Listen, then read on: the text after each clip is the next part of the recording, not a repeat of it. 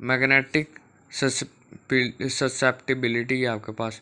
इसके बीच में कोई भी चीज़ है ना आपके पास लोहे की है, पैरामैग्नेटिक है, डायामैग्नेटिक है और फेरोमैग्नेटिक है, वो कितनी मैग्नेटाइज होती है आपके पास जब उस पर एक एच फील्ड आप मैग्नेट की फील्ड अप्लाई करते हो। आपको पता है ये मकनातीस है और इसके आसपास मैग्नेटिक फील्ड होती हैं।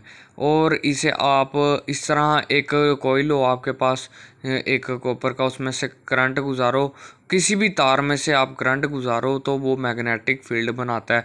इसके बीच में भी ऐसी ही मैग्नेटिक फील्ड बनी हुई है, मतलब कि ये देखें, ये ऐसे करके फिर ऐसे करके इस तरह की मैग्नेटिक फील्ड इसके अंदर भी बनी हुई है। इसके अंदर आप कोई भी चीज़ आप डालो, मिसाल के तौर पे आप लोहा का एक टुकड़ा इसके अंदर डालो और फिर जब ये इस मैग्नेटिक फील्ड में आएगा तो इस लोहे के बीच में जो एटम्स हैं ना उनके जो इलेक्ट्रॉन्स हैं वो पहले जब इसमें नहीं था तब ये इधर उधर की तरफ उनके स्पिन, एक तो स्पिन जो थे ना इलेक्ट्रॉन के स्पिन, वो इस तरफ था, कोई इस तरफ था, सारे एटम के मुख्तलिफ स्पिन जो हैं सारे एटम के स्पिन्स वो एक दूसरे की जो है ना जो फील्ड बना रहे थे मैग्नेटिक फील्ड उसे कैंसल आउट कर रहे थे। मिसाल के तौर पे ये वाला इधर है तो दूसरे वाला इधर है, ये दोनों एक दूसरे को कैंसल आउट कर रहे थे।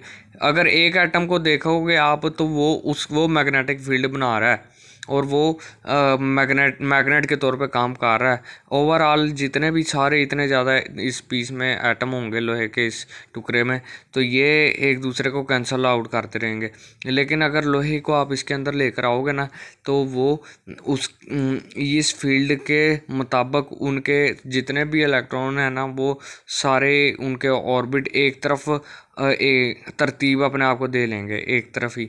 इस वजह से ये पूरा का पूरे इलेक्ट्रॉन का एक स्पिन बन जाएगा, ये इसी तरफ मूव कर रहे होंगे। जैसे जैसे वो मूव करेंगे ना उनका स्पिन एक ही तरफ सबका होगा तो वो फील्ड एक ही तरफ बनाएंगे अपने मूव करने की, जिसकी वजह से वो एक मैग्नेट बन जाएगा। वो टेम्परेरी मैग्नेट भी बन सकता है और परमानेंट मैग्नेट भी बन सकता है। तो ये इस तरह उस मटेरियल की, लोहे की और दूसरी चीज़ों की भी आप मैग्नेटिक ससेप्टिबिलिटी जो है पता कर सकते हैं उसको। मतलब कि ना इसकी तारीफ़ क्या है कि it is the ratio of intensity of the magnetization and the applied magnetic field. ठीक है ना, फील्ड स्ट्रेंथ। आप किसी भी चीज़ में अगर मैग्नेटिक फील्ड अप्लाई करते हो तो वो कितना ज़्यादा मैग्नेटाइज होता है। मुख्तलिफ चीज़ें मुख्तलिफ मैग्नेटाइज होती हैं। मिसाल के तौर पे आपके पास जो हैं डायामैग्नेटिक जो आपके पास हैं वो उनके बीच में जो एटम्स होते हैं ना, एटम्स वो उनके स्पिन दोनों बराबर होते हैं। उनके ऑर्बिट्स के अंदर आपको पता है पेयर ऑफ इलेक्ट्रॉन पाए जाते हैं हर जगह पे। जो उनके ऑर्बिट्स हैं उनमें पेयर्स की शक्ल में होते हैं। एस ऑर्बिट है, पी ऑर्बिट है, डी ऑर्बिट है। तो ये जो एस ऑर्बिट है ना, ये कोई भी ऑर्बिट है उसमें जो डायमैग्नेटिक आपके पास चीज़ें हैं उनके स्पिन एक इस तरफ होता है एक इस तरफ होता है। दोनों के स्पिन ऑपोजिट हैं और वो एक दूसरे की फील्ड को कैंसिल कर रहे हैं, न्यूट्रलाइज कर रहे हैं। लेकिन पैरामैग्नेटिक जो है उसके बीच में ऐसा नहीं होता। उसके बीच में क्या होता है जी, एक तरफ कोई ना कोई ऐसा ऑर्बिट होता है जिसके बीच में इलेक्ट्रॉन, एक सिंगल इलेक्ट्रॉन होता है आपके पास, पेयर ऑफ इलेक्ट्रॉन नहीं होता। इस वजह से उसका स्पिन एक ही तरफ होता है, उसको कैंसिल आउट करने वाला दूसरा इलेक्ट्रॉन आपके पास नहीं होता। एक ही इलेक्ट्रॉन होता है, वो एक ही तरफ स्पिन, इस वजह से वो पैरामैग्नेटिक होता है, वो चीज़ों को खींच लेता है। लोहा वगैरह जो है ना, ये इसकी मिसाल है। ये सॉरी इसकी लोहा नहीं है, ये तो पैरामैग्नेटिक जो है आपके पास जो है कम होता है, वो फेरोमैग्नेटिक है जो ज़्यादा अच्छे मैग्नेट्स होते हैं। इसमें एलुमिनियम है और इसके बीच में और दूसरे मैग्नीशियम वगैरह मेटल हैं जो डायमैग्नेटिक में इसमें लकड़ी आ जाती है, प्लास्टिक आ जाती है, जो कि नहीं कर पाते इस फील्ड, चाहे इस पे जितनी मर्जी फील्ड अप्लाई करो, बल्कि ये ऑपोजिट उसके जाएंगे। दूसरा ये जो है ये थोड़े से अट्रैक्ट होंगे क्योंकि इसमें एक स्पिन है।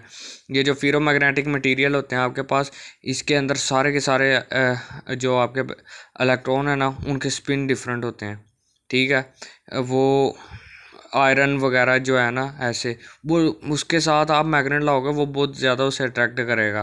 तो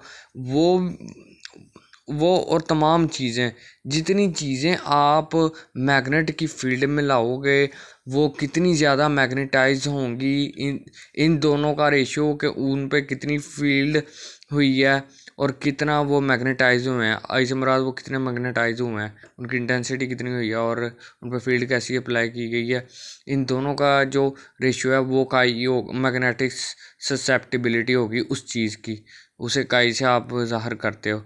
तो इसका यूनिट जो है आपके पास ये है आपके पास इंटेंसिटी, उसके ऊपर है बोहर मैग्नेटन, ये उस चीज़ की मैग्नेटाइज उसकी शिद्दत है, उसका यूनिट है।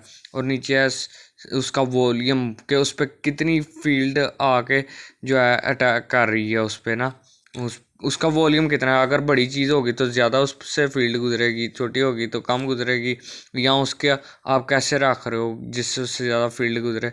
सेंटीमीटर स्क्वायर ओस्टेड ये इसका है, ये जब ऊपर आएगा डिवाइड होगा तो ये ऐसे हो जाएगा, ये बोहर मैग्नेटन पर सेंटीमीटर स्क्वायर पर ओस्टेड, तो ये इसका यूनिट है।